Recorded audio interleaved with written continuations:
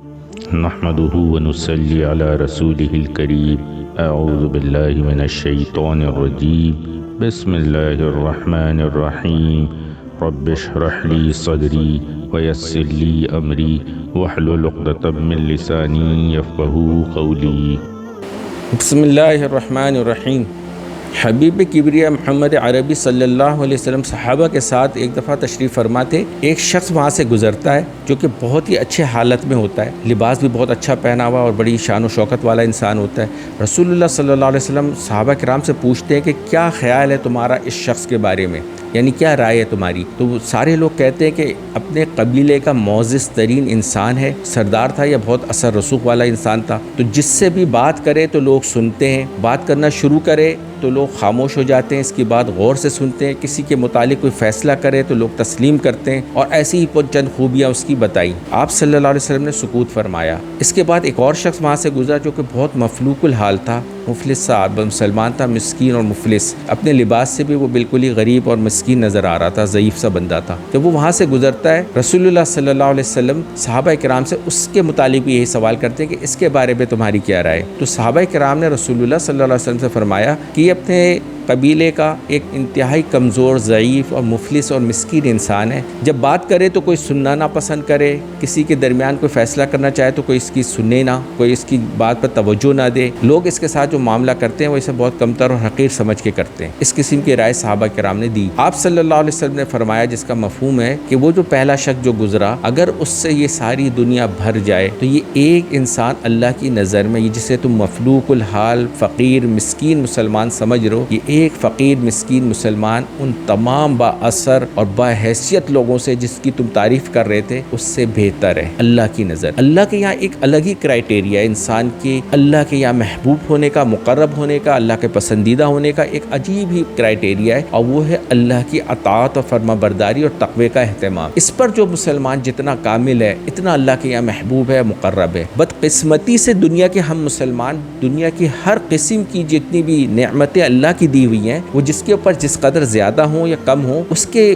وجہ سے ہم انسانوں کو کیٹیگرائز کر رہے ہوتے ہیں کہ کس کا کیا اسٹینڈرڈ ہے، کیا لیول ہے، کیا اس کی حیثیت ہے. ان سب کو ہم دنیا کی دی ہوئی اللہ کی نعمت یا چیزوں کی وجہ سے مختص کر رہے ہوتے ہیں، اس کے مطابق منطبق کر رہے ہوتے ہیں. آج بدقسمتی سے ہم مسلمان بھی جن چیزوں کی وجہ سے ہم انسانوں کو بہتر یا بدتر سمجھ رہے ہوتے ہیں، اللہ کے یہاں ایسا کوئی نظام ہے ہی نہیں انسان کے بہتر یا بدتر ہونے کا. اب اس سے کیا نقصان ہوتا ہے؟ ایک پہلے بھی ہماری بات چل چکی کہ تکبر کن باتوں سے پیدا ہوتا ہے. ایک تو اعمال کے تکبر کے بارے میں یہ بات ہوئی تھی کہ اعمال کا تکبر کیا ہوتا ہے، کہ اللہ تعالیٰ نے دین پر جتنی، اللہ پاک نے کسی کو بھی دین پر جتنی اطاعت کی توفیق سے نوازا ہے، جتنا دین کے علم سے نوازا ہے، علم سے جتنا بڑا عالم ہو گیا ہے علم کی زیادتی کی وجہ سے، یہ شخص بھی شیطان کی بہت بڑی امید بن جاتا ہے کہ اس کو اس کے علم کے گھمنڈ میں مبتلا کر کے جو ہے اللہ کی نظر سے گرا دیا جائے. ایسے ہی اگر کوئی عمل اور تقوی میں بہت آگے بڑھتا جاتا ہے تو اس کی وجہ سے احساس برتری اس کے اندر پیدا کر کے شیطان کی طرف سے وسوسے ڈال کے اور نفس کو اس پر ابھار کر اس کو اس برتری کے احساس میں مبتلا کرنے کی کوشش کرتا ہے کہ وہ اور لوگوں سے بہت بہتر ہے اللہ کی اطاعت اور فرما برداری میں اور تقوی کی زندگی گزارنے کی وجہ سے. یہ ایک کیٹیگری ہے. اور پھر دنیا کی بہت ساری نعمتیں جس کی وجہ سے تکبر اور کبر اس کے اندر انسان کے اندر پیدا ہوتا ہے. اور اس میں سب سے زیادہ جو چیز انسان پر اثر انداز ہوتی ہے وہ ہے مال و دولت کا زیادہ ہونا، بڑے عہدے کا ہونا، بڑی حیثیت کا ہونا. اس کا بھی بہت بڑا تکبر ہے جو انسان فوراً اس کا نفس اس کو ابھارتا ہے، شیطان اس پر وسوسے ڈالتا ہے اور یہ انسان اپنے آپ کو بڑی چیز سمجھنے لگتا ہے. اس میں ایک رول تو اس کے اپنے نفس اور شیطان کے وسوسے کا ہے، دوسرا رول خود انسانوں کا ہوتا ہے. جب مسلمان خود انہی وجوہات کی وجہ سے اپنے مسلمان بھائیوں کو، بہنوں کو کمتر یا بدتر سمجھنا شروع کر دیتے ہیں تو وہ اس کا اظہار بھی بربلا کرنا شروع کر دیتے ہیں. جس کو اللہ تعالیٰ نے جن نعمتوں سے زیادہ نوازا ہوتا ہے اس کی آؤ بھگت شروع کر دیتے ہیں، اس کی عزت بہت زیادہ کرنا شروع کر دیتے ہیں، اس کی تعریفیں کہ لوگوں کے سامنے اس کی مدح سرائی شروع کر دیتے ہیں، جس سے اس کا نفس موٹا ہوتا ہے اور یہ اس کو اتنا بڑا نقصان پہنچا رہے ہوتے ہیں کہ نہ اس بیچارے کو پتہ ہوتا ہے نہ ان کرنے والوں کو پتہ ہوتا ہے. اور وہ جو ہے مستقل کبر اور تکبر کا شکار ہوتا ہے جو کہ اللہ کو شدید ناپسند ہے. تو لوگوں کا بھی بڑا رول ہوتا ہے، ان کو بھی اپنے اس معاملے پہ غور کرنا چاہیے۔ حضرت عمر رضی اللہ تعالیٰ عنہ کے سامنے اگر کوئی تعریف کرتا، جس وقت حضرت عمر رضی اللہ تعالیٰ عنہ خلیفہ تھے تو ایسا نظام عدل کا قائم کیا کہ سارے انسان خوش تھے، ساری دنیا میں راحت ہی راحت تھی۔ اب اس پر اگر کوئی شخص ان کی تعریف کر دیتا تو اس وقت پوری کائنات میں سب سے زیادہ افضل ترین انسان حضرت عمر فاروق تھے، امیر المومنین حضرت عمر فاروق رضی اللہ عنہ، مگر وہ اس کے اوپر مٹی اٹھا کے اس کے منہ پہ پھینکتے تھے کہ تو نے تو مجھے ہلاک کر دینے کی کوشش کی، اگر یہ اثر میں لے لیتا تو یہ تو میری ہلاکت کا سبب ہو جاتا۔ اور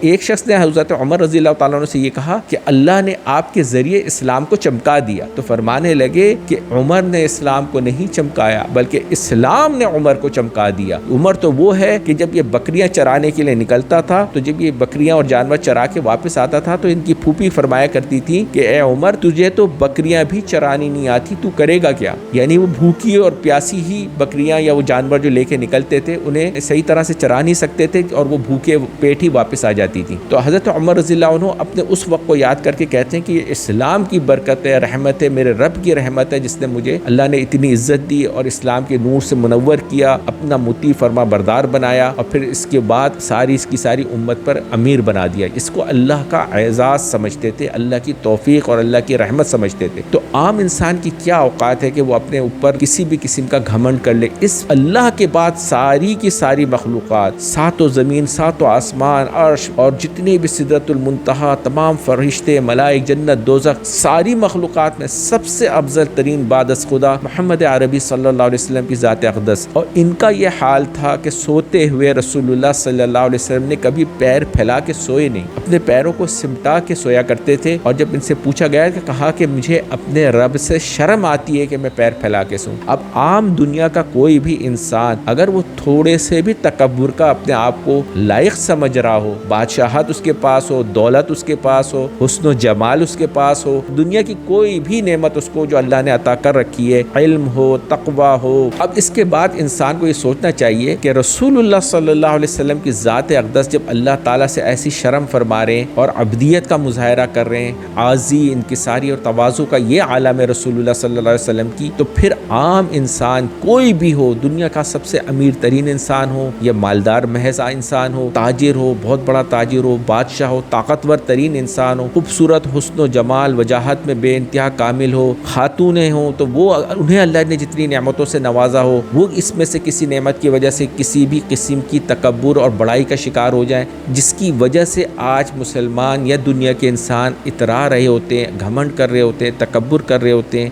ان میں سے کوئی بھی چیز ایسی ہو سکتی ہے کہ رسول اللہ صلی اللہ علیہ وسلم تو عبدیت کی وجہ سے عاجزی، انکساری اور تواضع کا اختیار کریں اور عام انسان جو ہے وہ تکبر کا شکار ہو جائے۔ اللہ پاک فرماتے ہیں الکبر ردائی، یہ جو کبر ہے، بڑائی ہے، یہ میری چادر ہے، لباس ہے، جو اس کو ہاتھ میں ڈالے گا اسے اوندھے منہ جہنم میں پھینک دوں گا۔ تو اپنے اندر کی اس صفائی کو لازمی طور پہ اختیار کریں۔ دنیا کی بھی کسی نعمت کی وجہ سے اگر اللہ نے عزت دی ہے، بڑائی دی ہے، عروج دیا ہے، عہدوں کے ذریعے یا کسی بھی ذریعے سے، یا دین کی کسی بھی نعمت کی وجہ سے، فرما برداری، تقوی، علم، عمل، دین کی جتنی بھی خدمت کی چیزیں ہو سکتی ہیں، عالم کا ہونا، درس و تدریس میں، تبلیغ میں، جہاد میں، جتنے بھی دین کے شعبے ہیں ان میں سے کسی بھی شعبے میں کتنی ہی اس کو اللہ تعالیٰ نے عزت اور عظمت سے نواز رکھا اور عمل کی توفیق سے نواز رکھا ہو، کوئی بھی چیز ایسی نہیں ہے جو اس کے اندر اپنی ذات کی بڑائی اور خبتے خود عظمتی کا یہ شکار ہو جائے اور اللہ کی